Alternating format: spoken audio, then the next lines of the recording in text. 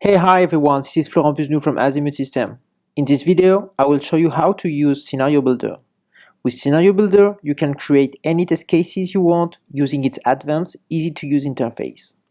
Scenario Builder will let you build highly sophisticated test cases, and it will only take few minutes. Let's create a simple handover scenario. First, we will give it a name. Let's call it handover to cell. The GUI is divided into three parts. The Devices section allowed you to select the type of device you want to add to your test case.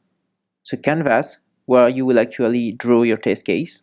And a Property panel, where you will specify the settings for each of the device you use. You will first drag and drop a base station. This will be the first device of your test case. On the Property panel, we can see how to customize our cell in order to precisely create our test case. We will start by giving it a name. This will be very helpful to map each cell on a desired test bed in the Playback tab. We can then change the orientation of the cell using the dedicated sliders, or we can directly do it on the Canvas. The other parameters are the cell frequency, the cell bandwidth, and the UE sensitivity. We will now select the second cell and follow the same process in order to create our handover scenario.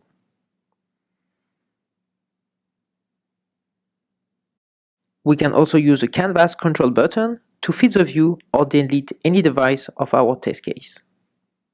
Last but not least, we will add a UE to our scenario. In this case, it will be a moving UE going from cell 1 to cell 2. When drag and drop the UE on the canvas, what you will actually get is a UE path with reference points. We can use those points to create our desired UE path. If 3 points are not enough, just select the first or last point of the path and click on the black square you'll see on the canvas to add a new point. We can add as many points as we want to create a very complex UE path. Now, for each point, the Property panel allows you to set different velocity and fading model. Those will be applied between the selected point and the next point. We can also set a dwell time if we want the UE to stay stationary for some time. Of course, changing the property will impact the total duration of our test case, that you can see here. The slider will also give you a better understanding of the path that the UE will follow during the test. The last information displayed in the Property panel is the received power from each cell at a specific location. It will help you to design precisely your test case. Finally, in the case of a corrugation scenario, you can set each cell as a primary or secondary cell in order to give you a clear picture of the scenario you are designing.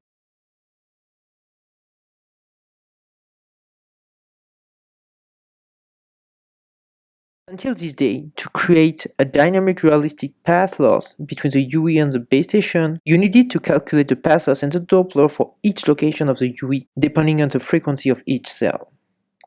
Today, Director3 is taking care of all the math and lets you do what really matters, your test case. This dramatically reduces the time and effort needed to create any test case you want.